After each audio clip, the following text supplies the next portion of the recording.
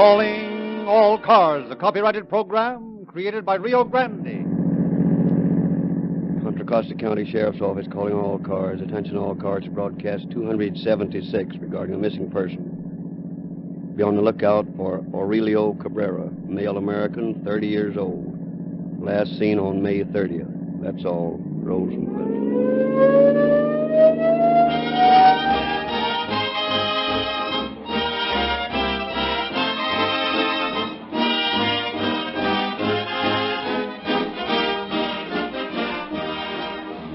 The other day, a judge in a nationally known Chicago boys' court made this statement. Crime prevention must begin in the high chair, not the electric chair.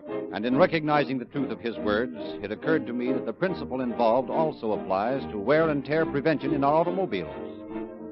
Some motorists make it impossible for their cars to give them long and loyal service because they contribute to their delinquency with hobo oils. Tens of thousands of you folks do know the wisdom of safeguarding a motor with Realube.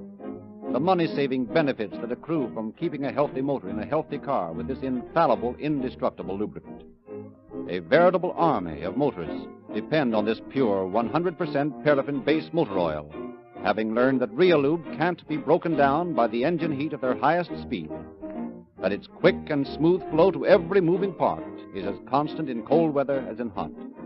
When you drive in for your tank full of Rio Grande Cracked in the morning, take on a crankcase full of Realube or Rio Grande, Pennsylvania. Prevent the wear and tear on both your motor and your pocketbook. See your Rio Grande dealer tomorrow.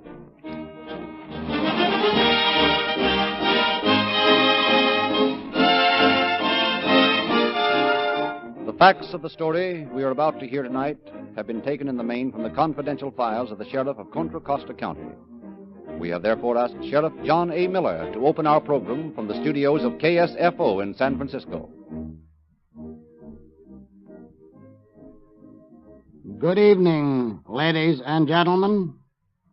Those of you who are regular listeners to Calling All Cars must have long ago come to the conclusion that the average criminal is a pretty sorry sort of fellow. He doesn't win, and he never can win. He never comes out ahead. For the most part, he doesn't use much originality in the planning or execution of his crime.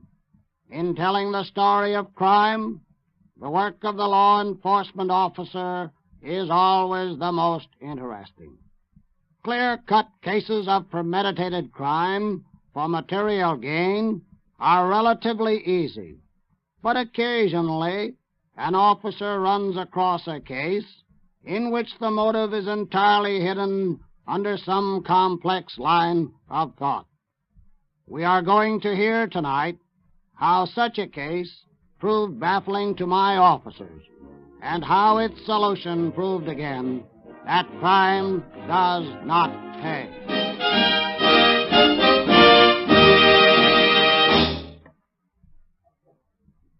Our scene is the office of Sheriff Miller.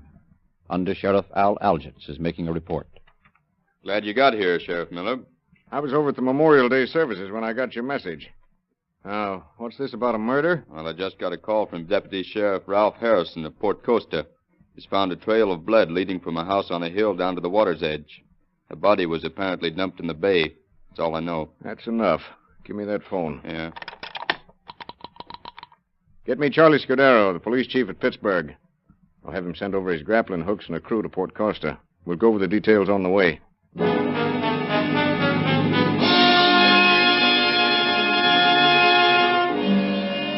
And so began one of the strangest cases on record. Sheriff Miller and his men arrived at the scene of the murder, and a few minutes later were talking it over with Harrison. Now then, Harrison, let's hear the details. Well, about an hour ago, I was crossing the SP tracks and spotted what I thought looked like blood. I examined it pretty close and was sure of it. Besides blood stains, I found a few pieces that looked like skull bone. You have them? Yeah. Wrapped them in paper. Here. It's human skull, isn't it? Yeah, that's what it is, all right. It's murder, sure as I'm a foot high.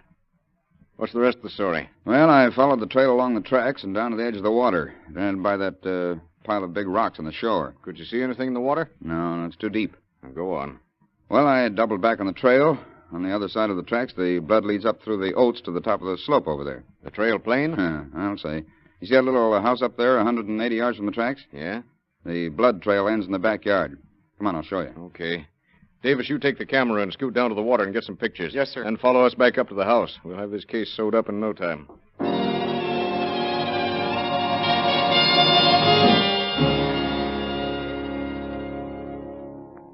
Now, over here, somebody tried to cover up the stains with dirt. He didn't do a very good job either. Sure, a lot of blood splashed around. Let's get in the house. Okay. I knocked when I was up here before, but there wasn't anybody home. We'll go in anyway. Better have your gun ready.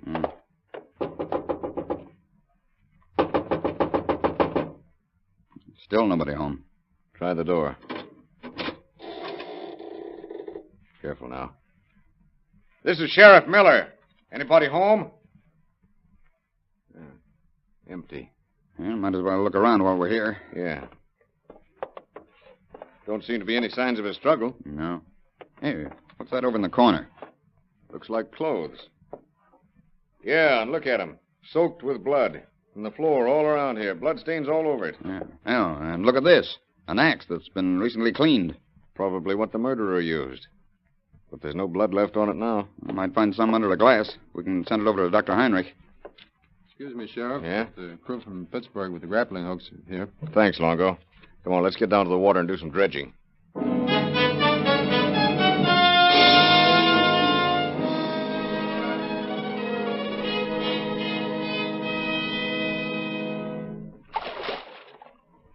If we don't bring up anything this time, we'll be forced to give up. That house you pointed out to me belongs to a fellow named Anacleto Torres. Yeah, that's what you said. He's a Mexican working for the SP.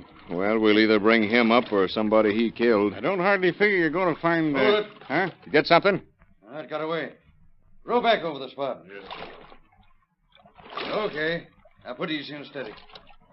Got it this time? Yeah. Now we'll see what our victim looks like. Here it comes. Now watch it. Take it easy. Okay. Hold it in. Good work, boys. Roll it over. Like that. Good Lord.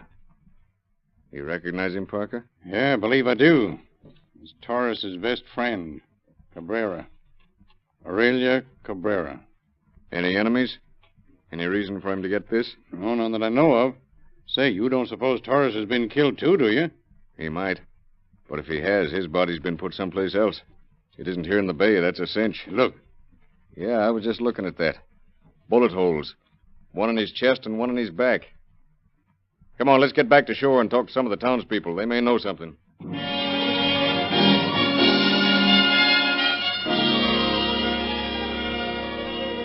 Sheriff Miller and his men began a systematic questioning of neighbors of the missing man. Now, let me get this straight. You say these three men were in your hotel and bought some whiskey earlier in the evening? Yes, sir. Torres and Cabrera and another fellow named Mercedes. This was quite early last night. They were planning to do some drinking at Torres's house. I see. Why, what's wrong? Oh, just a slight case of murder. Murder, eh? All three of them? I don't know yet. Cabrera's the only one we've found so far. Where does this Mercedes live? Well, you go up the service station and turn to the left, and it's the second house. I don't know nothing, honest. I don't. Torres and Cabrera and I brought a bottle and went to Torres' house. Then we got another bottle and drank it here. Torres and Cabrera left about 3, and I went to bed. Is that all? No, about 6 o'clock, my wife woke me up and said Torres was outside and wanted to see me. What do you want? He said I put the man in the water. Go on. I asked him who and when, but he didn't answer me. He told me to keep quiet. He told me what he'd do if I talked.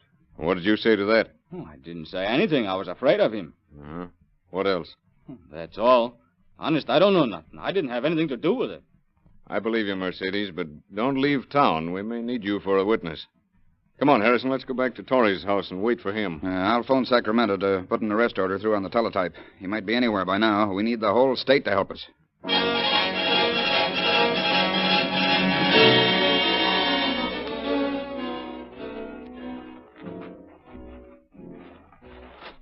We're going to have a long wait here if Torres is skipped. Look, fresh footprints. You go around back and guard the door, Longo. Yes, sir. And you and I'll take the front, Harrison. Okay. Be ready for action. And how?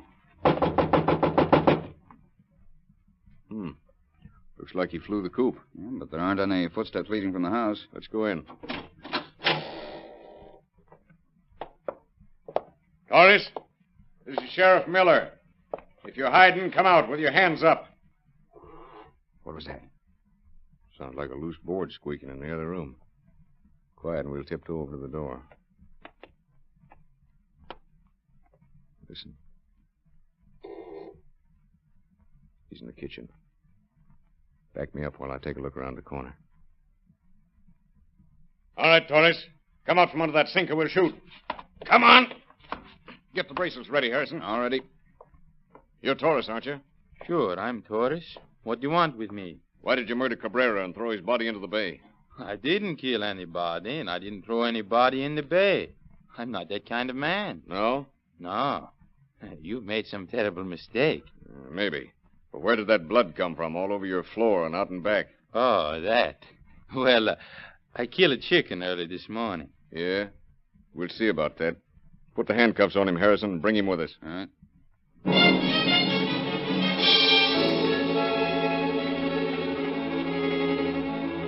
Back in his office, Sheriff Miller confronts Torres with his accusers. Now, don't be afraid, Mercedes. Is this the man? Yes, that's Torres. And he's the man who early this morning came and told you he'd thrown a body in the bay? Yes. What do you say to that, Torres? I don't know what he is talking about. Do you deny going to the hotel and buying liquor with Cabrera and Mercedes? When? Last night. You must be misinformed. Did you drink with these men last night? No. Well, just where were you last night? I was home. All evening? All evening. Torres, you're not getting any place by lying like this. Why don't you come clean and confess? I have nothing to confess. What did you do with the gun you shot Cabrera with? I have no gun. The only gun I have ever seen was in the movies. But you shot him, once in the chest and once in the back. You must be mistaken, Sheriff. How can I shoot a man when I have no gun? Come on. We'll lock you up in the Martinez jail and let you think this over. Maybe you'll change your mind.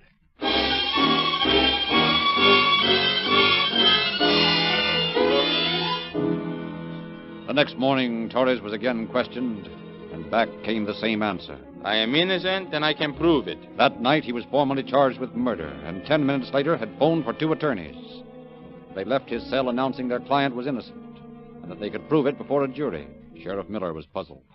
I tell you, Harrison, the man's as guilty as though he'd been caught red-handed. But how to prove it? And what was the motive? Might be a woman, maybe jealousy, maybe money, or just plain drunk. Well, I'll pick women and money, one of the two. But we got to establish it, sure. Yeah, I guess we'll all just have to get in and dig. Yeah, looks like it. Go round up the boys and have them cover Port Costa from top to bottom. Ask everyone who ever knew Torres and tell them to stick with it until they uncover something. Yes? Dr. Heinrich on the line. Shoot it through. Okay, Harrison, get busy and find something and report. All right. Hello, Heinrich. Miller of Contra Costa County. Say, you heard about our murder out this way? You haven't? Well, look, come down here, will you? I got a job for you. Yeah.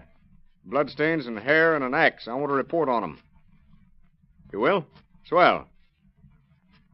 Yeah, I'll be right here. Bye.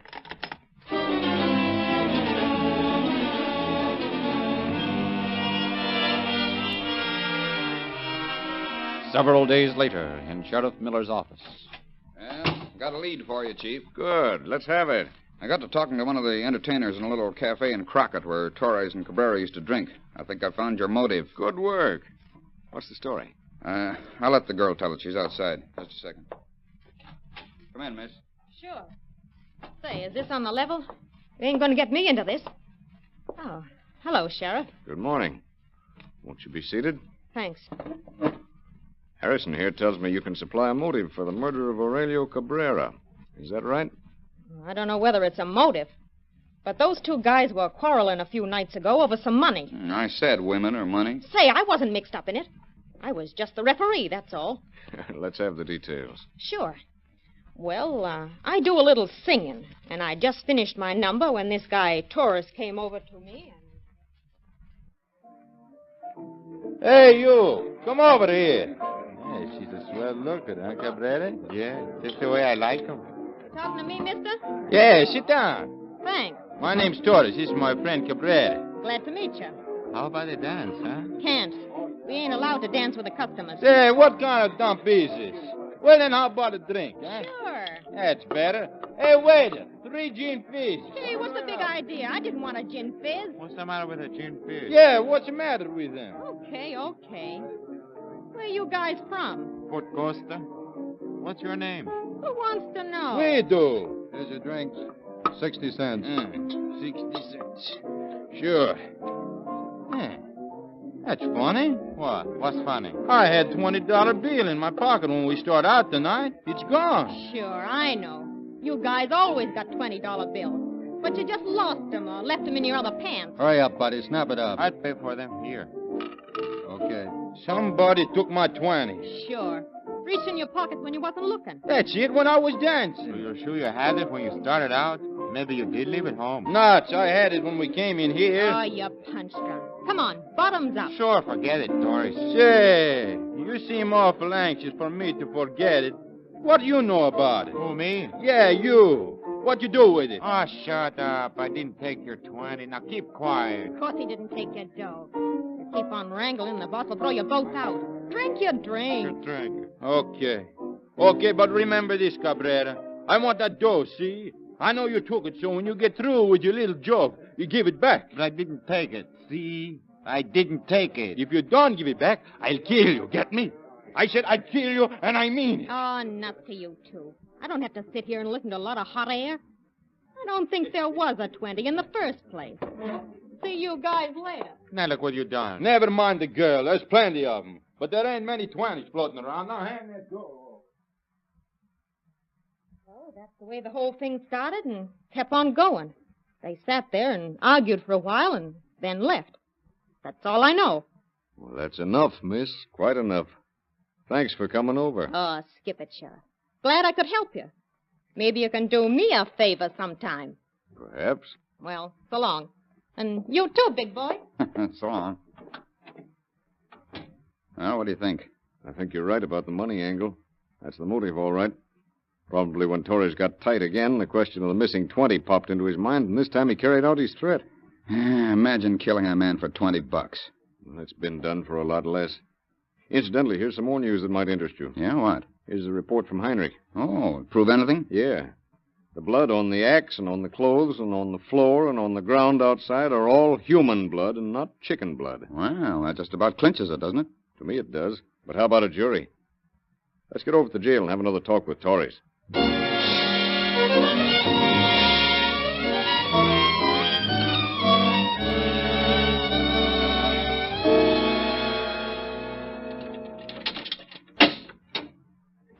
Hello, Torres. Mind if I sit down? Thanks. That wasn't chicken blood on the stuff we tested. No? It was human blood. On the axe, the clothes, the floor, and the ground outside your house. So what? Just what I said. It was human blood, which means you killed your friend Cabrera. Killed him for $20. You know you did it. Why don't you come clean? Sheriff Miller, I told you the other day I did not kill Cabrera, and I'm telling you again. I did not kill Cabrera. You're wasting your time on an innocent man. Okay, Torres.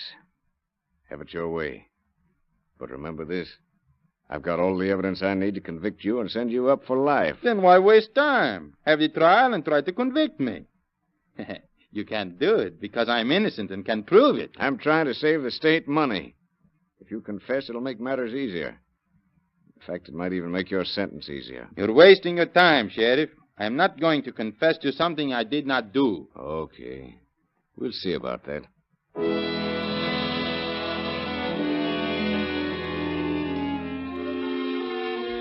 Sheriff Miller was positive that Torres was guilty and determined to get a confession. A week went by. Come in, Christ. You want to see me? I've been over to the DA's office, and he's as anxious as you to get a confession. Now, we've got a plan to present to you. Shoot. Well, it's simple. All we have to do is... Just a minute before you tell me. Here's something I want you fellas to thoroughly understand. There's to be no rough stuff of any kind. Now, remember that. No rough stuff. You don't have to worry, Sheriff. There'll be no rough stuff. You see, we found out that Torres is superstitious. Superstitious? Yeah, and how? Now, here's the plan. We'll get a microphone, some wire, and a loudspeaker. Get Torres out of his cell for a few minutes on some pretext, and then we'll install the speaker in his cell.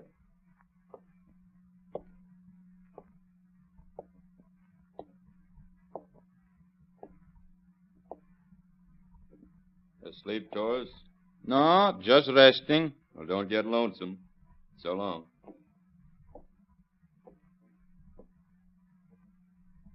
In the meantime, Deputy Harrison at the microphone. Who's that? Who's that? What do you want? Who's tapping? Torres. Who is it? Who's calling me? I am the ghost of Cabrera. Cabrera? What do you want? You killed me. You know you killed me. No. No. Speak to me, Torres. Tell me why you killed me. Go away. I will not go away. I've come to haunt you. Please go away. Why did you kill me? Answer me, Torres. Leave me alone. Not till you tell me why you killed me. Please go away, Cabrera. Tell me you are sorry you killed me. Tell me, Torres, that you are sorry you killed me. Please, Cabrera. Leave me alone. You know you killed me. You know you hit me with the axe, and then you shot me and threw my body in the bay. Why did you do it? Tell me why. Tell me you are sorry you murdered me, Torres. Cabrera, I didn't kill you. I didn't. You know I didn't. Now go away and leave me alone. Don't you remember, Torres? We went with Mercedes to the hotel and bought a bottle of whiskey and went to your house and drank it. Then we bought another bottle and drank it at Mercedes' house. No, that's not so. We left about 3 in the morning and went back to your house to go to bed. But you began to call me names and say you were going to kill me if I didn't give you $20 you thought I'd stolen from you. I swore by the Holy Virgin that I didn't take your money, but before I could defend myself, you hit me on the head with the axe, and while I was still alive, you grabbed your gun and shot me twice. Remember, Torres? It's not true. I didn't kill you. I didn't kill you. It's gone. Oh.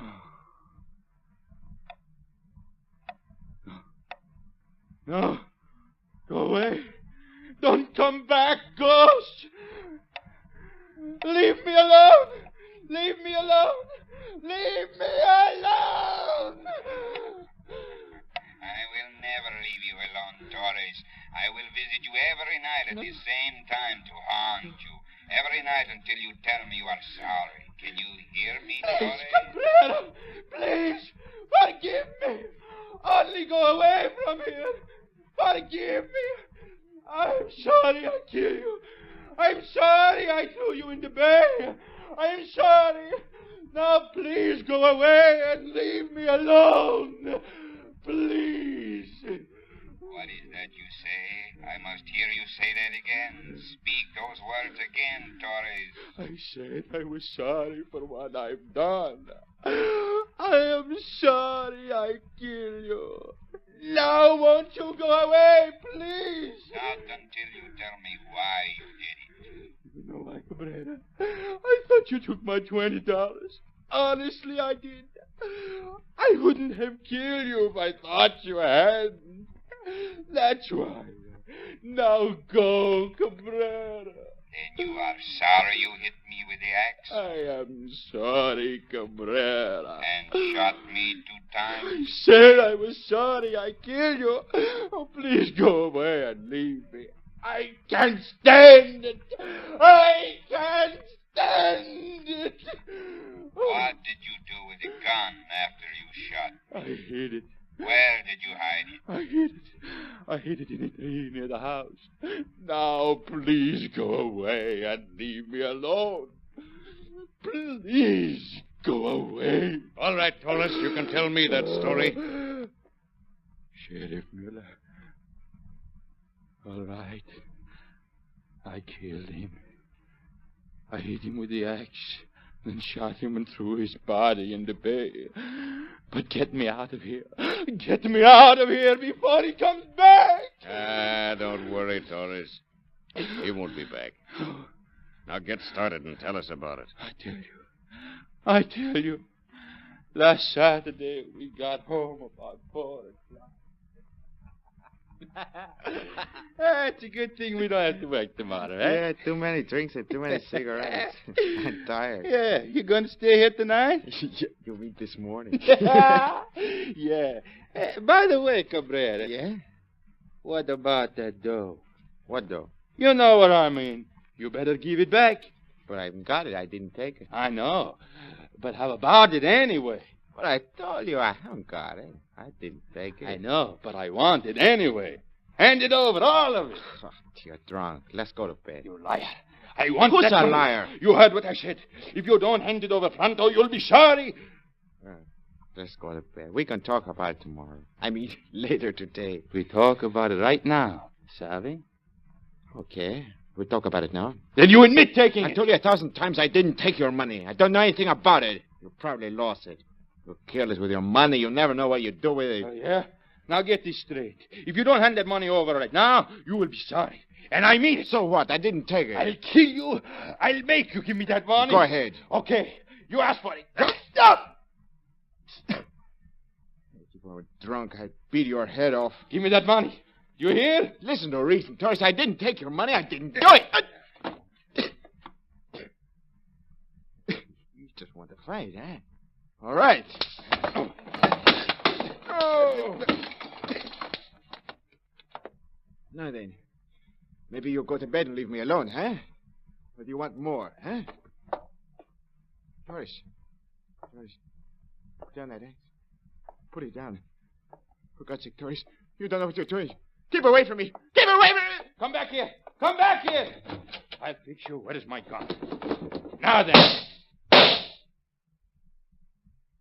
That's the way it happened.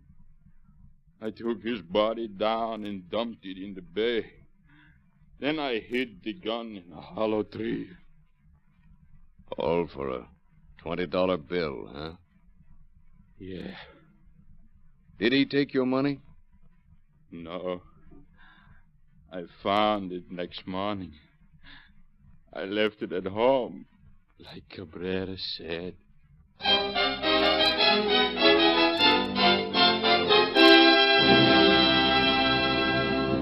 In just a moment, we will present concluding facts regarding our program. Meanwhile, if you're not giving your motor maximum protection, get it with all-weather Realube. And for more power, quicker starting, smoother acceleration, and more miles to the gallon at less cost, keep the tank filled with Rio Grande Cracked, the gasoline of unequaled police car performance. Torres was brought to trial, found guilty, and sentenced to spend the remainder of his life in San Quentin. His story is another demonstration of the fact that crime cannot pay.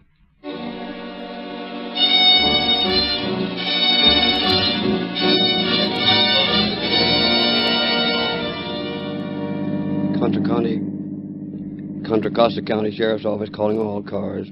Attention all cars to cancellation of broadcast 276 regarding a missing person. Suspect in this case is now in custody. That's all. Rosenquist.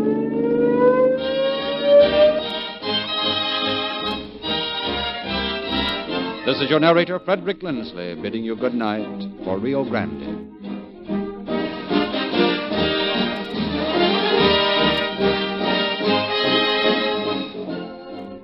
Next week at this time, Rio Grande will present The Case of the Rope-Bound Trunk.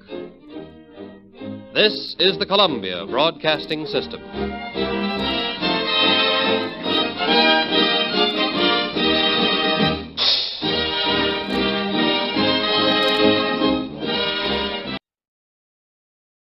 Rio Grande announces a change in time for Calling All Cars, the West's most popular broadcast. Beginning Sunday, April 2nd, Calling All Cars will be heard at 8 to 8:30 p.m. on Sundays instead of Fridays. Listen to Calling All Cars, 8 to 8:30 Sunday night, April 2nd.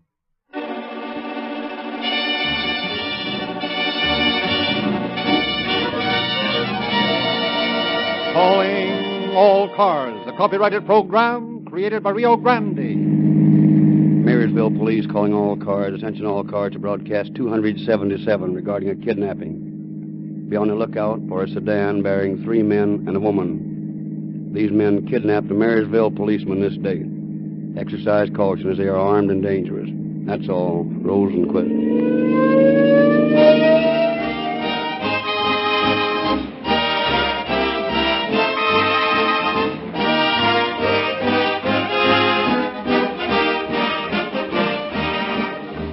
If a water pipe bursts, you don't send for a radio repairman. If something goes wrong with your radio, you don't call in a plumber. You summon the man whose training and experience have made him a specialist in his chosen line. The men who do know gasoline, whose very occupations require them to drive far more than you or I, are the men at the wheels of police cars, ambulances, and fire engines. And the way they size up the various motor fuels on the market is best illustrated by the fact that more of their emergency, public-serving automobiles are powered by Rio Grande Cracked, wherever it is sold, than any other brand.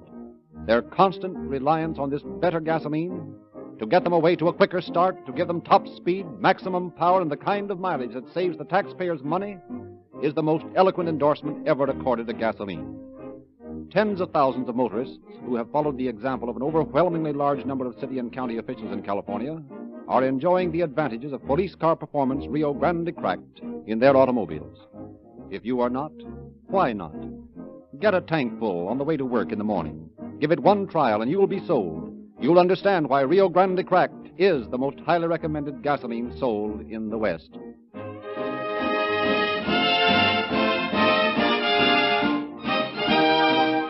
The facts in the story we are to hear tonight have been taken in the main from the confidential files of the Police Department of Marysville, California.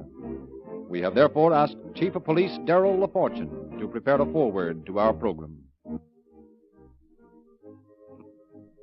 Good evening, ladies and gentlemen. It is a privilege to be able tonight to greet you as a guest of Calling All Cars. It is part of the cooperation which law enforcement agencies are showing in their effort tonight to point out the losing nature of life of crime. Such cooperation between law enforcement officers and all others in this work is vital to the success of the battle against crime. If every group of authorities seek only to cover themselves with glory and refuse to cooperate with other groups, the criminal element has a distinct advantage. The story we are about to hear was brought to a successful conclusion by the splendid way in which all peace officers involved work together to prove again, and most conclusively, that crime cannot pay.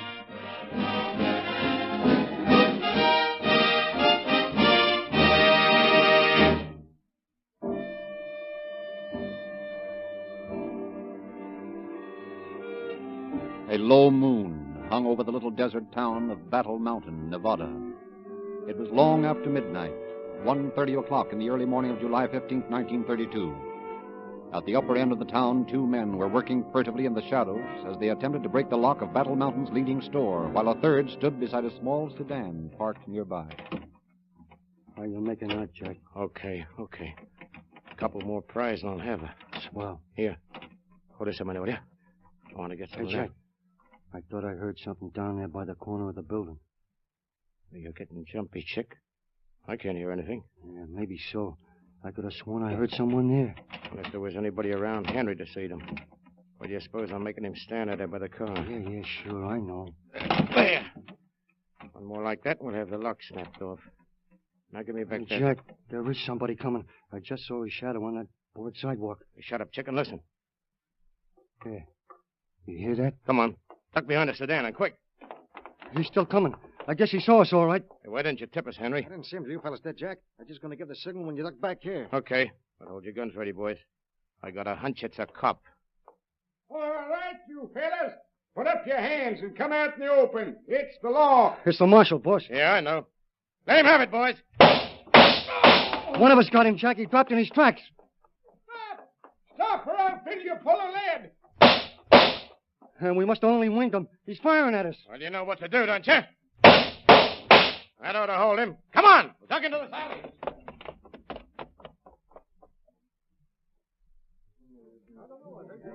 Did anybody here in the crowd see who was doing all that shooting? Yeah, I seen it, Constable. There was 3 guys shooting it out with some other fella. They beat it down that alley there. Okay, some of you men come with me. We'll try to head them off. Look, Constable, there's the fellow they shot lying there by the corner of the store. See if there's anything you can do for him. Yeah, I'm going to try to catch up with the guys who shot him. You see who it is? Not yet, but... Yeah. Yeah, it's Marshal Chiara. Good old two-gun Pete Chiara. They killed him. It looks like it to me. He got back at him a little. I saw one of the killers limping pretty bad when they run in that alley there. You think Pete might have shot one of them? That's the way it looked. Well, funny they should run off and leave their car standing here. That ain't their car. Belongs to some people I know. Just happened to be parked there. Well, it looks like they got away. A lot of the boys are still searching for him, but no luck so far. They got away, huh, Constable? We'll get them yet. They left their tracks in the alley. The tracks of cowboys' boots.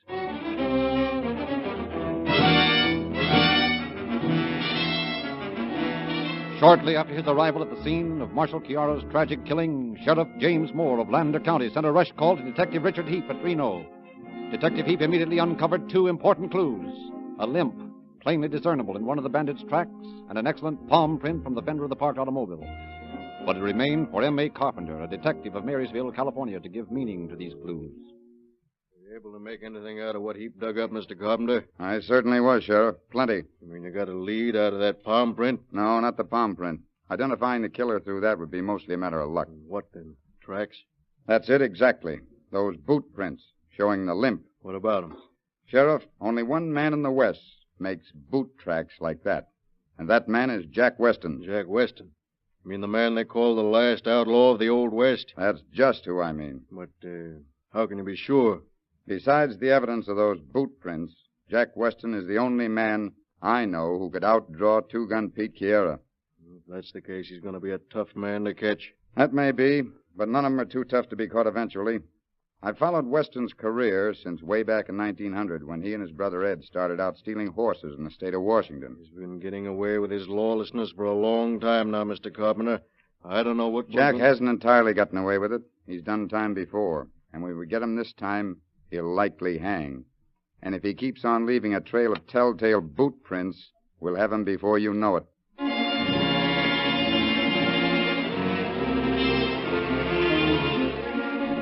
But nearly 3 months pass, and still nothing definite has been learned as to Jack Weston's whereabouts.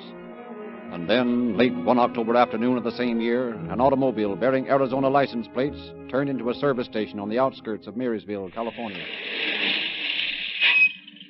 Fill your tank, sir? Yeah, make it snappy. Yes, sir. Don't you think you should have stopped further along, Jack? After all, we just cleaned this dinky town a change of over 540 bills. Shut up, will you, chick? Oh, that service station got to hear you. Oh, no, but just the same... Well, we were down to the last gallon. I didn't want to take no chances of running out between stations. Where to now, Jack? I'm not sure yet. We'll see how things look up ahead.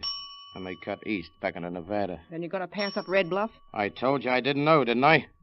Now, pipe down. I wish that guy'd hurry up. I want to get clear of this town. Oh, quit squawking, chick. Nobody's going to bother us. Hey there. Never mind the oil. We're in a hurry. Okay, sir. That's $2.16. Here you are. Thank you, sir. Let's see, that's $2.16 out of 20. You slipped that guy another one of the phonies, eh? Sure. Why not? Oh, look what's coming around the corner of the station. Jack, it's a cop, and he's looking hard in our direction. All right, so it's a cop.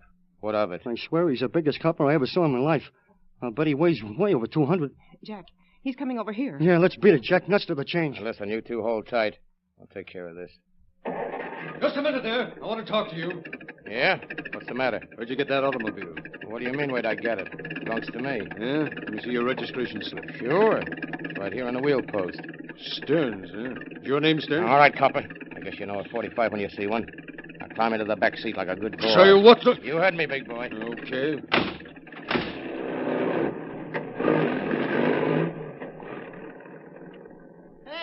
Hey, come back here. Operator, give me the police department. Hello? Say, look, 3 people, 2 men and a woman just drove out of my service station with Officer LaBouffe in their car. I think they kidnapped him. Yeah. It was a new car with Arizona license plates and... What? Well, they're heading north on the Bangor Road, it looks like. Yeah.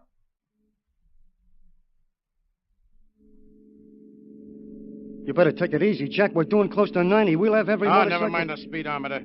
Keep your gun on that cop, you fool. Chick's right, Jack. We can't take the Now, chance. will you two shut up? I'll I'm heading for a turnoff in case anyone saw us kidnap the Flatfoot, and there'd be an alarm by now. Yeah, but... But nothing. I want to get to that turnoff before they string a blockade out. After that, we'll be okay. Oh, yeah? That's what you think, mister? Pipe down, copper. You think you're going to get away with this? You're crazy. Listen, Flatfoot, don't worry about us. We'll be all right. You better start worrying about yourself. Because that 2-ton frame of yours is going to be rotting in the underbrush before long. You mean you're going to kill him, Jack? Sure, I'm going to kill him. You don't think I'd let him go so he could blab all he knows? Oh, yes, but Jack... Oh, stop whining. I'm running the show. It can't be very far to that turnoff now, Jack. Hey, Jack, look out. There's a car pulling out of that side road. Right in front of us. Dirty rats, it's a blockade. Maybe I can make the turn. Hey, Jack, we're going to turn over! Oh, gee. There was a break in here. Hey, anybody hurt? I don't think so. Are you all right, Chick? Yeah, I guess so. Shook up a little is all. Come on, let's get out of here. What about the copper? Oh, he's done for. Look at him. Yeah? I guess you're right, Chick.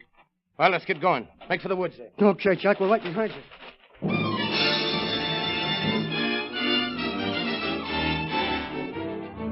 When the officers under Sheriff Toland reached the scene of the accident, the fugitives had already disappeared.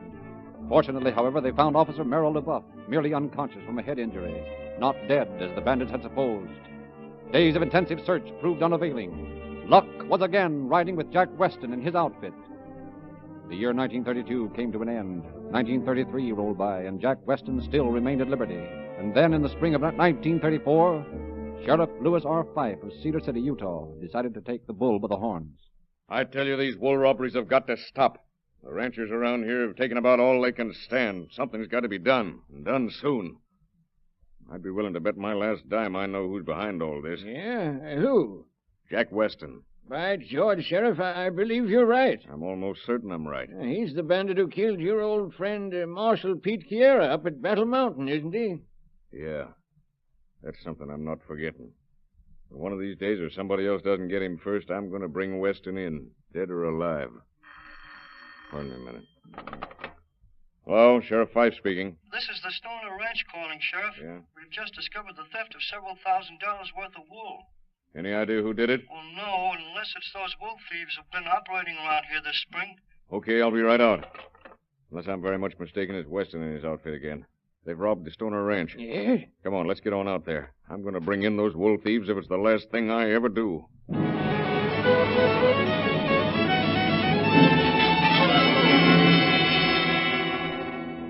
Upon investigation of the robbery at the Stoner Ranch, Sheriff Fife's only clue was the diamond-treaded tire mark of a truck, a clue which he followed across stark desert country for nearly a month.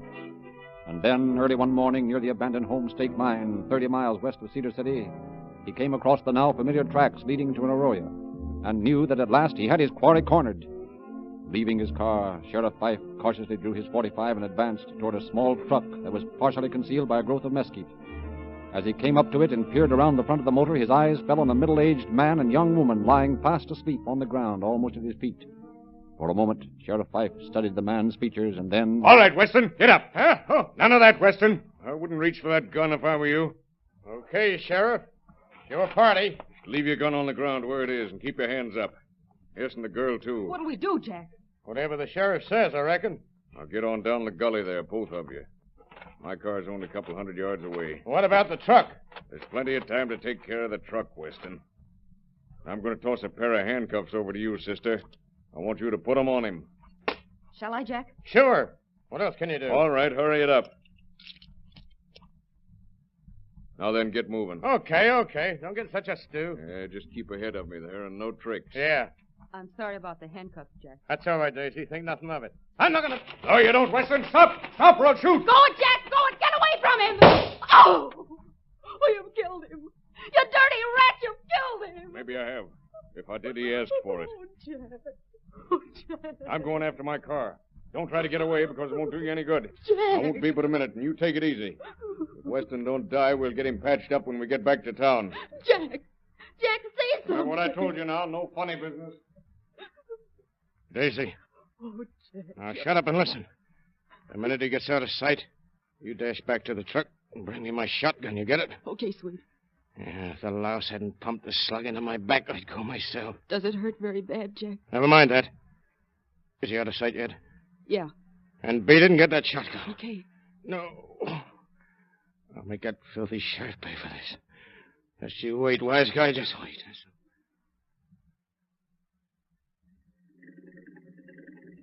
Are you all right, Jack? With a shotgun in my hands, I'm always all right. Now, shut up. It's my turn now, Sheriff, huh?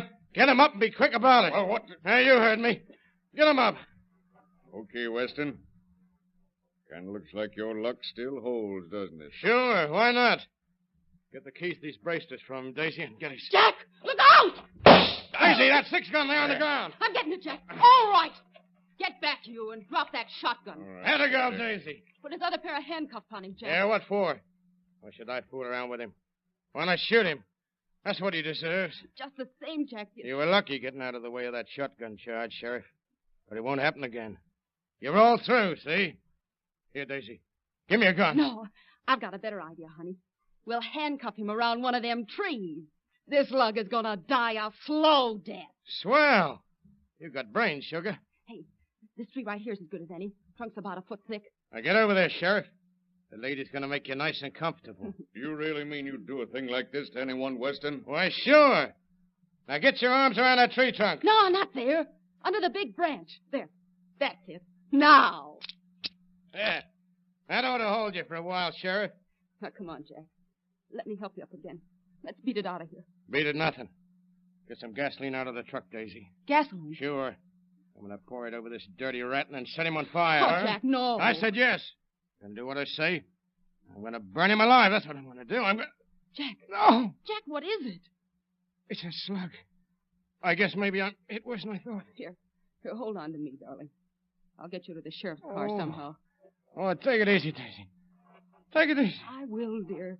See, it's just a step or two. If it wasn't for this confounded bullet in my back, I could stay here and watch that skunk die. Here we are, Jack. Now, let me help you up into the seat. Oh. There, now. You'll be all right. Yeah, sure. Now, let's get out of here. You're not really going to leave me here like this, are you? What do you think, copper? Don't you realize what that means? Sure I do, and I'm only sorry it won't be worse. You can't let me die like this. It ain't human. In heaven's name, shoot me. Shoot me, but don't leave me out here to go mad. Shoot you? Oh, no, that'd be much too good for you. So long, Sheriff. Hang up there by your arms till you rot.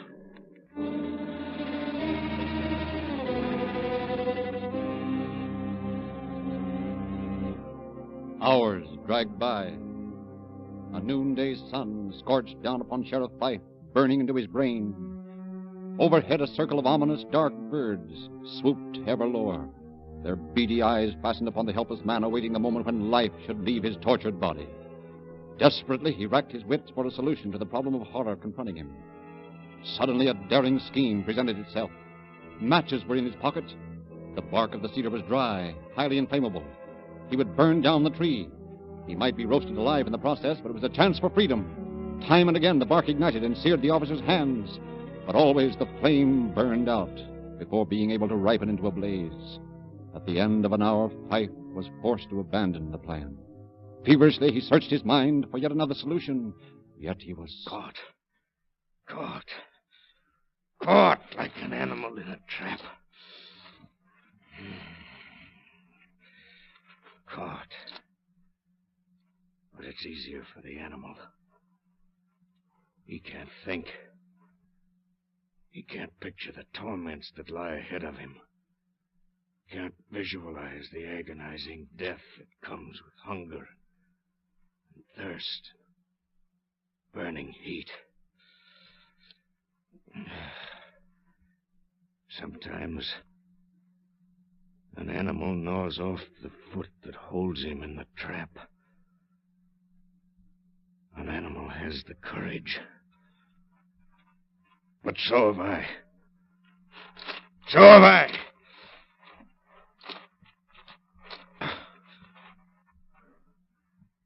I wonder if it hurts much. It can't be much worse than these handcuffs cutting into my wrists. My teeth are strong. 3 or 4 quick bites. That's all. And then the bone's easily broken once the flesh is torn loose. I can try.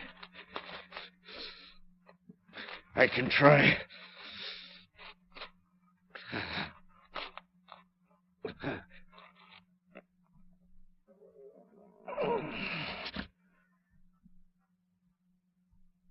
No. No, it's no use. I can't reach beyond my shoulder. But I've got to live. I've got to. I've got to get Jack Weston. He's like all you buzzards flying around up there. Only worse. Do you hear me? Only worse. He left me here alone. But you're keeping me company. You keep circling lower and lower. Pretty soon you won't be much higher than the top of this tree.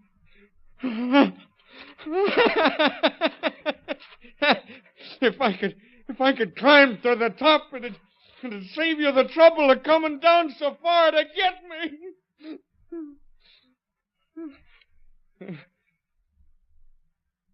Climb to the top.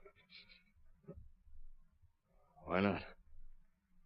Why not climb over the top of the tree? I can knock off the branches as I go. It's escape from death. If I can do it.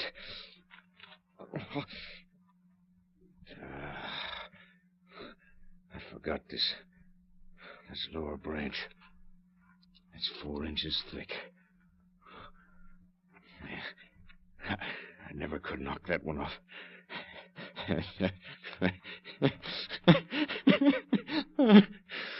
Condemned to death by the branch of a tree. Little 4-inch branch. Still, if I had something sharp. There! Piece of flat shale. That'll do it. If I can only reach it with my foot. It's coming. It's coming. I'm getting it. One more try. There. I've got it. No. I can chop away this limb. Chop. The shadows of late afternoon fell over the wastelands, followed by the blackness of night, and still the chopping continued. Long, agonized hours dragged by. Hours in which Fife often became so faint and crazed with thirst that he had to torture himself with the handcuffs to remain conscious. Once again the sun rose out of the east, searing the arid country with its oven-like blasts. Silently, hungrily, the buzzards continued their patient circling of the spot. Followed more hours of pain-racking labor, and then, suddenly, the sounds of chopping ceased. Slowly, tortuously, Sheriff Fife locked his legs about the partially severed limb of the tree. Straining every muscle, he pulled downward, hopefully, awaiting the result. And then, with a rending snap, the limb broke free. With almost superhuman effort, Fife then began his ascent of the tree, breaking away the smaller limbs as he climbed. An hour passed, and he was within 4 feet of the top of the 20-foot cedar. There the trunk was fragile, and his body swayed unsteadily. Trembling, he was on the verge of collapse, but somehow he managed to flounder on, higher, higher. Slowly the treetop began to bend into an arc. It's bending. It's bending. Just one more foot. Please, God. Just one more foot.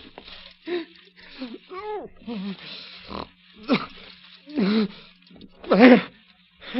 I'm beginning to slide free. Free. Free.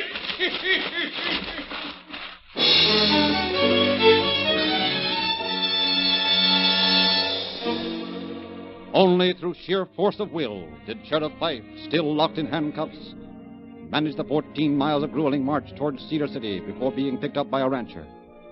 And almost unbelievable as it seems, after only 2 days of recuperation, he was once again hot on the trail of the West's #1 bad man, Jack Weston. Information had come through that a girl answering Daisy's description had purchased medical supplies in St. George and had driven south in the direction of Arizona. Sheriff Fife was not long in picking up the tracks made by the tires of his car, and in company with several deputies, the officers soon came to the end of their search before a tiny shack in the vicinity of Mount Trumbull. Sheriff Fife advanced to the door. Why, it's you, but... Yeah. But I thought... You thought I'd be food for the buzzards by this time, didn't you? Instead, you're under arrest for attempted murder, young woman. I see. All right, I'll go with you. Where's Jack Weston? He ain't here. Ain't here, eh? Come on, we're going to take a look through the house. You can see for yourself there's no one in this room. There ain't but 2 other rooms in the house. Well, we'll take a look at him anyway. Hey, what's your name? Margaret Carter. Margaret Carter. Why'd Jack call you Daisy? If you don't like my name, you know what you can do. Come on now. Where's Jack Weston? Jack is far away. Well, I'm going to find out. You were right about his not being in the house, but I got a hunch he's not far from here. One of the men just found your car, Sheriff. He did, eh?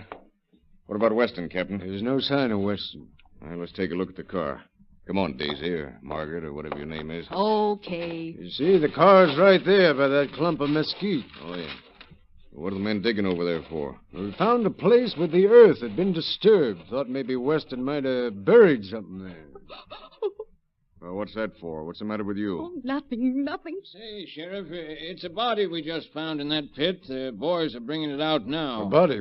Whose, do you know? Well, there. The boys have it out. Maybe someone can identify it. Why, it's Jack Weston. Yes, it's Jack. I buried him there myself.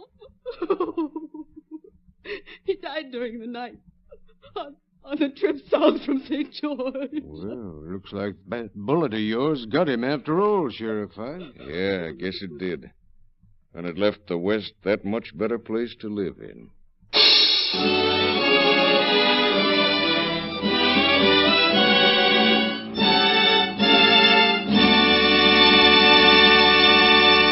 In just a moment, we shall present the concluding facts regarding our program.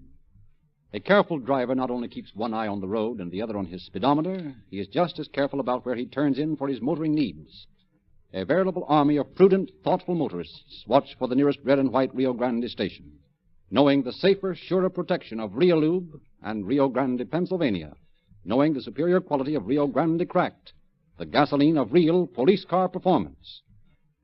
Every member of Jack Weston's outfit has been apprehended by the authorities, either before or since the death of their leader, and is now serving time in prison. They are learning, as Jack Weston so conclusively learned, that crime cannot pay.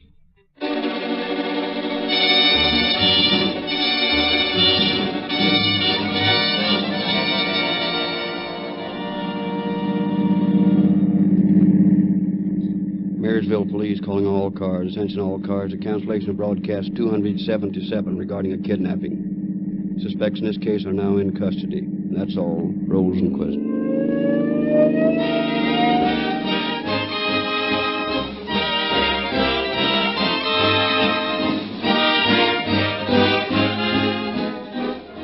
The role of Sheriff Fife in tonight's broadcast was played by Frederick Shields. This is your narrator, Frederick Lindsley, bidding you good night for Rio Grande. Rio Grande announces a change in time for Calling All Cars, the West's most popular broadcast. Beginning Sunday, April 2nd, Calling All Cars will be heard at 8 to 8:30 p.m. on Sundays instead of Fridays. Listen to Calling All Cars, 8 to 8:30 Sunday night starting April 2nd, at which time you will hear the story of Earl Duran, the Wyoming desperado who was shot today. This is the Columbia Broadcasting System.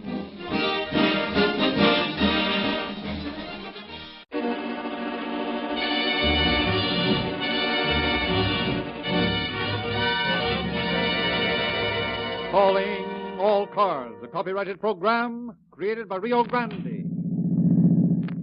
State Bureau of Narcotics calling all cars. Attention all cars to broadcast 288 regarding illicit drug.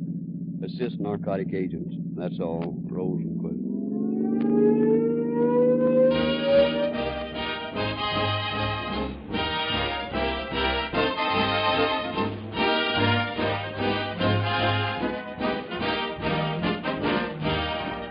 Rio Grande has forsaken the beaten path and blazed a new trail with the revolutionary new gasoline.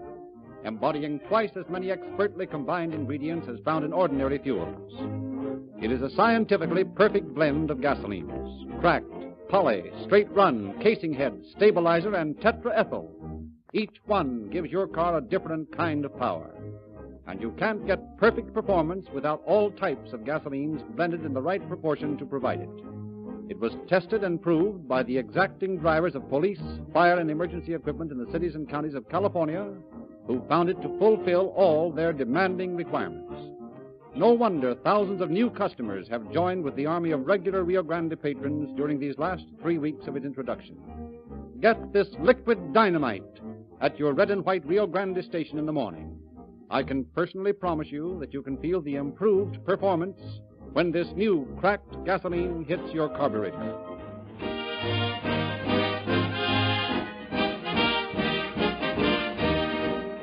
The facts around which tonight's story has been built were taken from the files of the Bureau of Narcotics in San Francisco. We have therefore asked Mr. Paul E. Madden, Chief of the State Narcotic Bureau, to open our program from the studios of KSFO.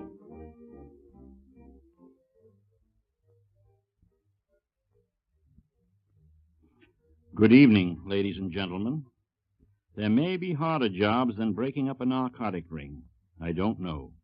I've never seen one. Especially difficult is the job of rounding up a band of narcotic peddlers, including the brains of the gang. Narcotic sellers are not always users, and usually the organization back of the ring extends to many countries. The capture of such a group is a long and arduous process, one that requires many hours of painstaking labor and much money.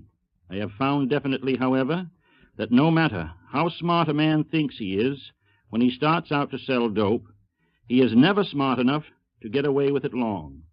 Like all criminals who try to get by the law, he learns sooner or later that he can't win. Additional facts will be given you at the end of the program that will prove most conclusively that crime cannot pay.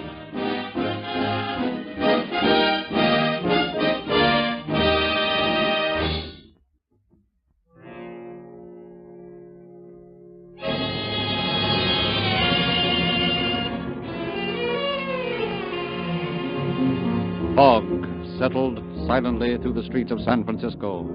Cold, bank fog that swirled and eddied about the close-packed streets of Chinatown. Amoeba-like blobs of humanity drifted through the murky gloom. In a doorway, a hag of a woman waited, sniffling, shifting uneasily, peering perplexed into the gloom. The faint tread of footsteps came cautiously toward her, paused. The shabby figure of a man loomed out of the fog. Got the stuff? Yeah. Give me. How much? 2 bindles. Here. $2. For this junk. $1.50's my limit. Oh, how's a lady going to make a living? That ain't nothing to me. That's all I'll pay. Okay. Give me it. Here. $1 bill, 2 quarters. He pressed a crumped bill and 2 coins into her hand and received 2 small envelopes. He slipped out of the doorway and was swallowed up in the fog. The hag waited a second or two, then emerged from the black hole of the building and headed along the pavement in the opposite direction. Suddenly, out of the murk, 2 figures swung into step beside the woman. Steel fingers tightened on her arm. Say, what's coming off here? Take it easy, sister. You're under arrest. Well, I ain't done nothing. Narcotic agents don't go around picking up people who haven't done anything. You just sold 2 bindles of morphine for $1.50. That money's marked. Marked? That's right. Okay, mister. You got me. I know when the jig's up. I'm glad you realize that. Oh, but listen, I'm just small fry. Why don't you go after the big shots? What do you think we're doing, playing pinochle? Oh, gee, mister, I'm just a measly bindle pusher. I don't know nothing. Maybe. What's your name? Nelson. Edith Nelson. Honest, mister, I don't know nothing. I'm just a bindle pusher. It wasn't bindle pushers the narcotic department wanted. It was the brains back of this ever-increasing flow of narcotics that state and federal agents sought. For 2 years now, this stuff has been coming in. We've got to find out where it comes from and where it goes to after it gets here. You're right, Mr. Smith. I've been on the case that long myself. You, Hall, you and Despain picked up this Nelson woman last night, didn't you? Yes, sir. We've been picking up small fry peddlers for months. And all the morphine we get is the same kind. This stringy, cottony stuff, made the Japanese way. Every bit we seize is the same. It's a safe bet, then, that it comes from the same source, even from the same factory. But it's the label on this can that puzzles me. Here, look at it. 412 grains, huh? Yeah, that's right. But take a good look at that printing of the 3 gold stars and those Chinese characters. It's the same as on all the other tins we picked up around San Francisco. Exactly. And it's too good a job of printing to be done in China. You mean it's being done here? That's just what I do mean. That's a clue. I'd bet on it. Now, what did you get out of this Nelson woman? Practically nothing. She claims she gets her stuff from Annie the Dope. Well, sounds like a dime novel. Well, bring her in. Let's see what her story is. Now, Annie, you might as well tell what you know, or you'll stay in jail from now on. But I don't know nothing, I tell you. I'm just a little guy in this racket, just like Edie Nelson. Yeah, we know. You're just small fry. Yeah, that's it. Where do you get the bindles you peddle? Think I'd tell you? I think so. You see, we took the liberty of removing that spare shot you'd save for your own use. Here it is. You heel. Give me that. Take it easy, Annie. You want to talk? No. It's going to be awfully tough when you need this shot and you can't get it. Well, will you give me it if I talk? We'll see that you're given treatment that'll help you, Annie. Yeah? How do I know I can trust you guys? What do you got to lose? You're in jail anyway. Well, nuts. What difference does it make? I get my junk from Flo Wallace. Wallace, huh? Where does she get it? How do I know? You want to get a break for yourself, Annie? Sure. How'd you like to make a buy from Flo Wallace with marked money? It might make things easier for you. Yeah. I need a shot. Let's go. Despain and Hall trailed Annie the Dope through circuitous streets to a run-down apartment building in a cheap section of San Francisco. She paused, held up 3 fingers. Apartment 3, there. Looks like that's it. They waited for her to disappear into the vestibule, then moved cautiously after her. In the entryway, a dirty card bore the name Wallace. They went down a dreary hall and paused outside a door. Inside, they heard Annie whine. Oh, listen, Flo. I gotta have some M. You got lots of it. Sure you got the money? Of course I got the money. Here. Okay, here's the stuff. Okay, let's take her.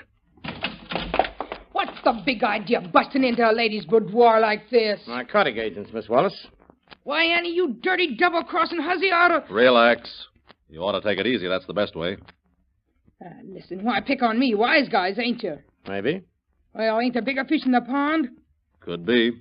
Couldn't bring yourself to tell us who they are, could you? What do you think I am, a fink? What do you got to lose?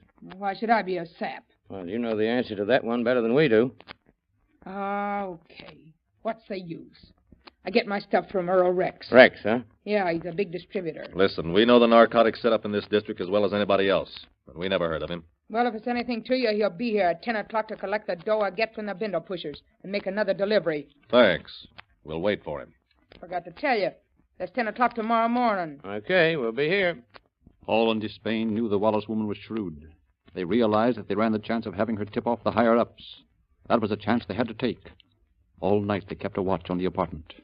From dark hideouts they watched the parade of frowsy hags and shifty-eyed, sallow-faced men come and go. Shortly after 9 o'clock the next morning, Hall and Despain rang the bell of Flo Wallace's apartment. What's the big idea? I said 10 o'clock. Skip it. And no funny business when Rex gets here. It was nearly 10:15 when the doorbell rang again. Quickly, the 2 narcotic agents slipped into a clothes closet. From the partly open door, they could survey the room and its occupants. Flo Wallace crunched out a cigarette and rose lazily and opened the door. Hello. Come on in. I'm expecting somebody else. Who? Couple of guys. Couple of guys? Yeah, what's the matter with you? Hopped up? No, nothing's the matter with me. You're jittery. These guys is big shots. You need more bindles, don't you? Sure, I need it.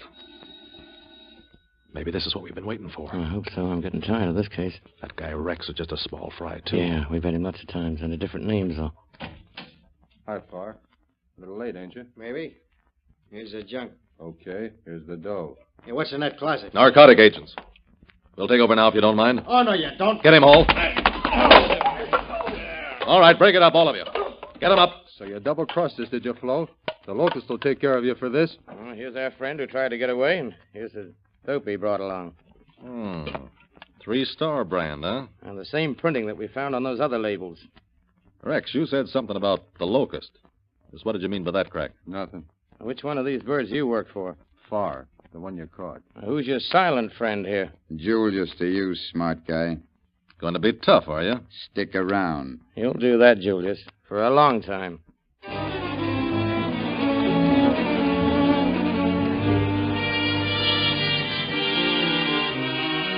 At last, the officers felt that they had made progress in the smashing of the West's most gigantic narcotic ring. They had heard rumors of the mysterious Black Locust. Which of these men was the Locust? Then, while the trio languished in jail, came one of those breaks that often prove so important to the law enforcement officials. You know, it's a funny thing about that fellow Julius. That's so? What's strange about him? Well, you know that woman that comes in here to see him every visiting day? Yeah, I've seen her. Well, all they do is quarrel. All the time she's here. Mm-hmm. Yeah, women are peculiar sometimes. What do they quarrel about? I don't know. They never raise their voices so I can hear them. Never heard them say anything, huh? Nope. Julius is always awfully nervous after she leaves, though. What's her name? Kuhn. Emma Kuhn. Not so bad looking, either. How often has she been here? Well, every visiting day since he's been here. And they always quarrel, huh? That's right. I think I'll have a talk with Julius. Okay. Who's the woman, Julius? Just a friend of mine. Always quarreling with you, huh? So what? Still doing it the hard way, are you, Julius? Listen, copper, you got me wrong. I'm just small fry in this racket. I've heard that one before, too. Honest, I'm just a punk that works for that dame, the one who comes in here to see me. Expect me to believe that? I don't care whether you believe it or not. It's the truth. I ain't no big shot in this ring. What does that get me? You want to break this case, don't you? Sure. Why do you think we picked you up? Well, I'm giving you a right steer. I work for that dame. I got 27 ounces of morphine that belongs to her. That's why she keeps coming in here griping. Where is the stuff? My apartment. I got it hid. Okay. Next time she comes in here, you make a deal to deliver the stuff. What'll it get me? Just the same as if you didn't do it. Thanks. We want to know who she works for. You want to do it or not? Okay, I'll go for it. Maybe the judge will have more sense than you coppers. Maybe he'll give me a break. Maybe. When do you want to do it? Anytime. What can I lose? The delivery was made, and the department found another storming woman on its hands. All right, Flatfoot. Now you've got me. What are you going to do about it? Might do lots. 27 ounces of morphine can do many things to you, Emma. Listen, fellas, I was a little hasty. I'm just small fry in this racket. Yeah, we know. You just sell it for somebody else. Yeah, that's right. Who is it this time? John Lilly. He's a new one. What does he do besides import dope? He don't import it. He just sells it. Where does he get it? Oh, don't ask me. I just work for him. What does he do besides sell dope? Well, he's a ticket taker at a theater down in Chinatown. Well, that's just a blind, though. He really works for a fella named Chung. Johnny's the contact man for him. Okay, Emma, we'll run down these leads. If they're hot, it may help you. If they're not, well, we'll talk to you some more. Meantime, here's your cell.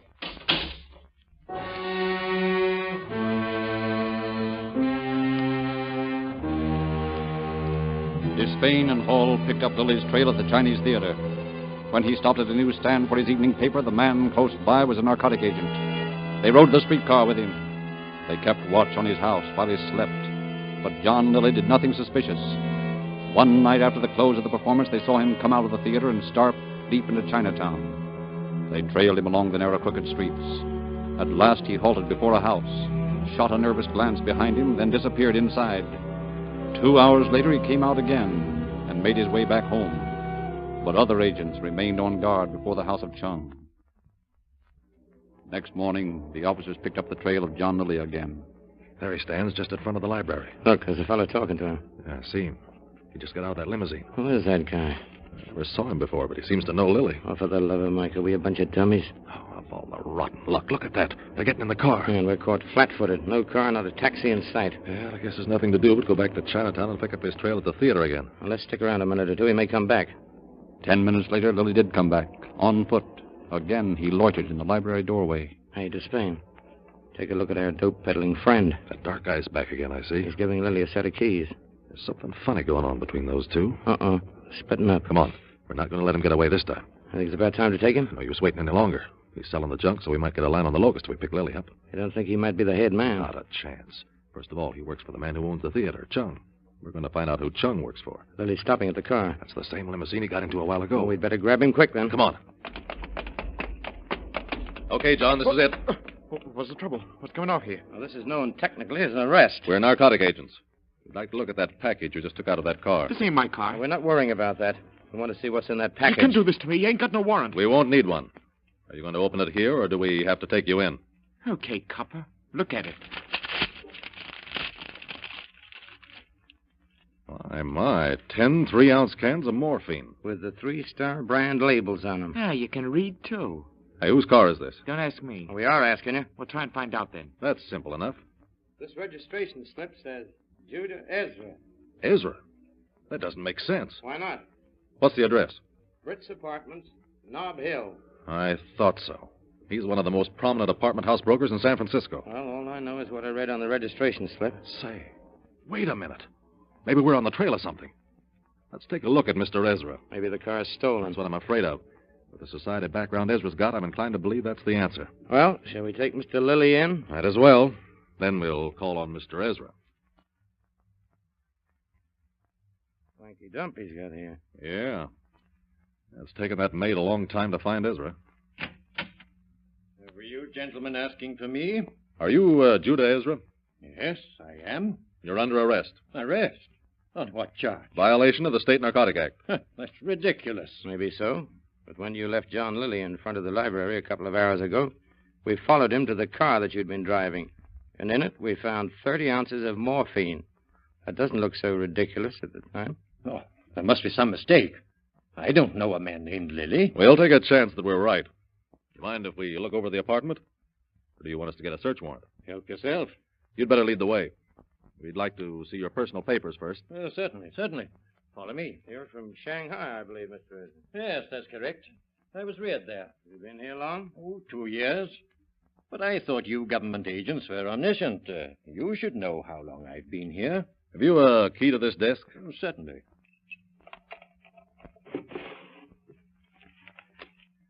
Hey, who's W.D. Gray?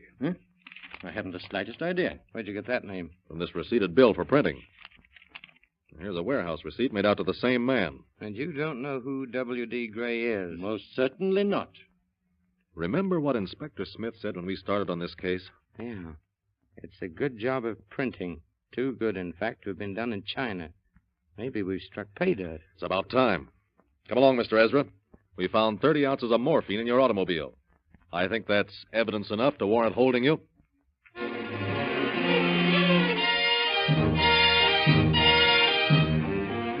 The agents were not impressed by Mr. Ezra's protestations of innocence, nor by the storm of sensational journalism that followed the arrest of the socially prominent smuggler.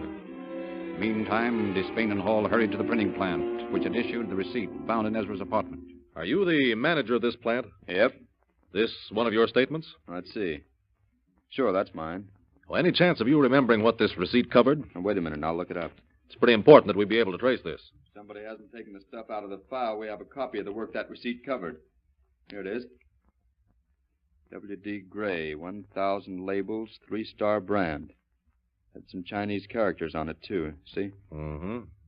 You remember this man, Gray? Yes, I did a lot of work for him. He was in here often.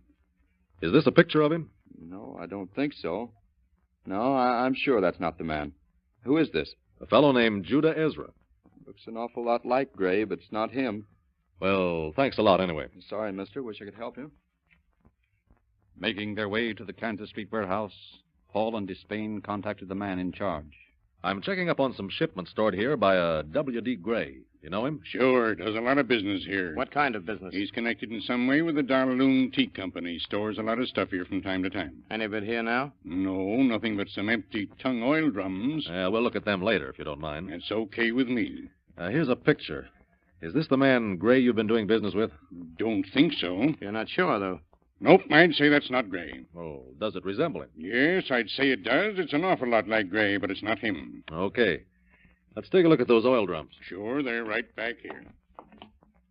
Last shipment came in on the Chichiboomaroo on March 7th. And it's all gone? Yep. Gets it in 25 to 50 drum lots. Sells it fast, too. Yeah, I bet he does, at that. Well, there's the drums. Look 'em over. Thank you.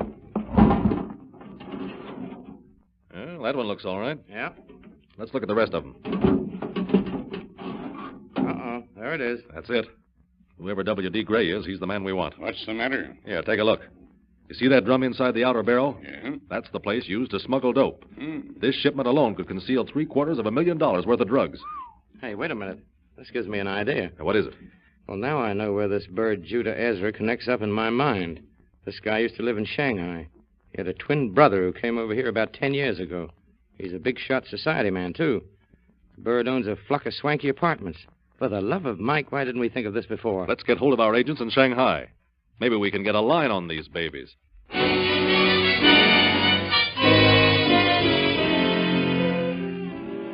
Isaac Ezra was arrested. He, too, protested his innocence, but in rapid succession he was identified. Sure, that's the guy that got those labels from me, said the warehouse man. Yep, that's W.D. Gray, all right. I don't know anything about a bird named Ezra, but he's the fellow that told me his name was Gray. Lily looked at the two Ezra brothers and said, Judah is the guy Chung works for. Isaac is the bird that imports the stuff. But though this was evidence in the minds of the officers, there was a doubt that it would hold in court. Then came cablegrams from Shanghai. The drug peddling work of the brothers Ezra had begun years before in the Orient.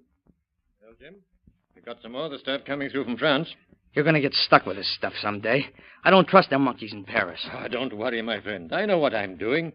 I've got an entire shipment, more than $1 million worth, coming in on the next boat. For criminy sakes, you mean you're shipping it open like that? Don't be foolish. Of course not. It's in milk cans. Oh, ain't that nice? Morphine-treated milk. Are you crazy? I didn't say it was in milk. I said milk cans. It'll be here tomorrow. You wait and see for yourself. All right, Jim. Here we are. Now take a look. Here we open a can like this. And we find inside it another can.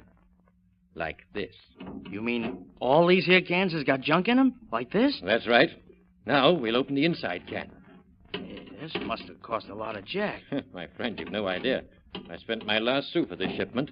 Jeez. What? Hey, what's up, Chief? The can.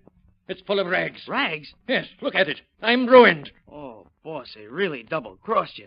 I told you shouldn't ought to trust them guys. As long as I draw a breath, I'll search for the men who did this to me.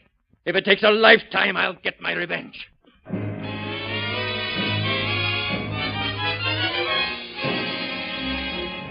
In honor of his warped genius, the East had dubbed Judah Ezra the Black Locust. Now the East laughed. The locust had been plagued. The Oriental underworld laughed, but not so Tsing So. My friend of dubious integrity, you let little things like the snap of a finger upset you. You call $120,000 in junk a snap of the finger? But that was long ago. The wise one has said, if one would see the sun, look where the sun is. So what? It is now in the east. What's all this rubbish about? I refer to the rising sun. Yeah? The people to the east are a very material people. Uh-huh. There are great profits to be made from morphine. Morphine from our Chinese poppies. And heroin. Yeah. And if there are cocoa leaves available, we shall have cocaine. And, of course, there is always opium. Yes. And, of course, the tender leaves of these plants could be best handled by a company already handling leaves. Yes. Such as the Darlung Tea Company. Exactly, my friend. The Darlung Tea Company is in the drug manufacturing business. Yes, and where do I come into this picture? I think it would be more patriotic and less dangerous if we sold our product to some other nation. Such as? If I had a wealthy and not too scrupulous brother in a foreign land, I might visit him. Ah, yes. That's an excellent idea. There was another excellent idea. One of your own. Yeah? The milk can scheme. That was not bad. It didn't work out so well for me. But it could be used if barrels were substituted for milk cans. And if Tung oil were placed in the barrels. Ah, yes. And if they were consigned to a reputable dealer in the United States. Who knows? That's right. Who knows? Or whoever will know.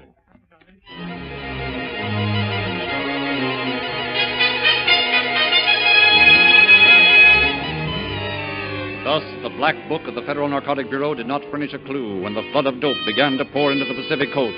The men behind the ring had no gangland connections. They moved in the best circles, mingled with the best people. They used no gangster methods. But now the picture had changed.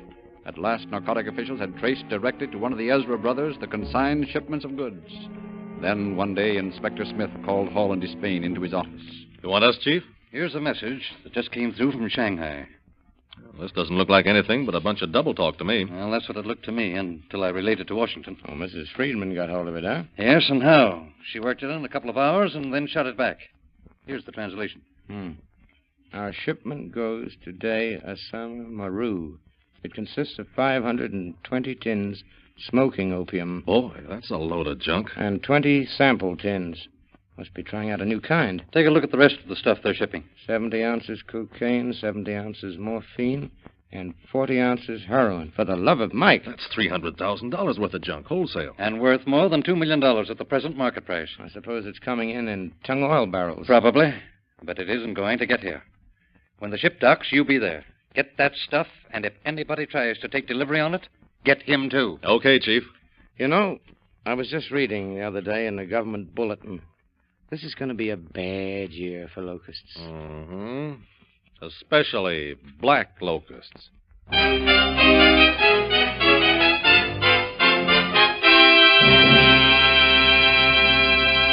In just a moment, we shall hear concluding facts about tonight's story.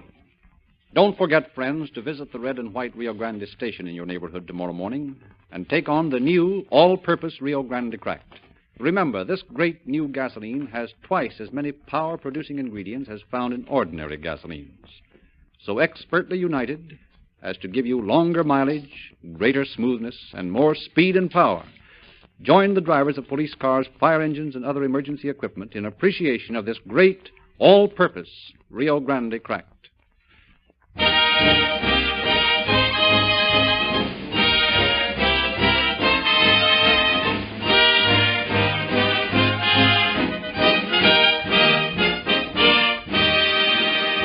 The shipment was stopped. The brothers Ezra were found guilty and sentenced to McNeil Island Penitentiary for a period of 12 years. Other participants in the case received proportionate sentences. Most definitely was the lesson brought home to all of them that crime cannot pay.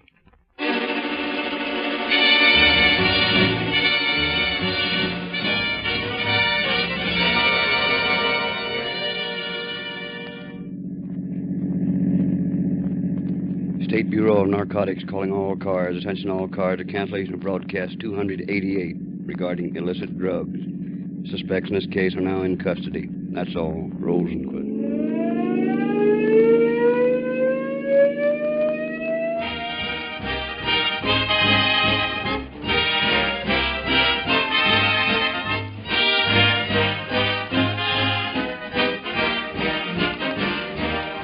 This is your narrator, Frederick Lindsley, bidding you good night for Rio Grande.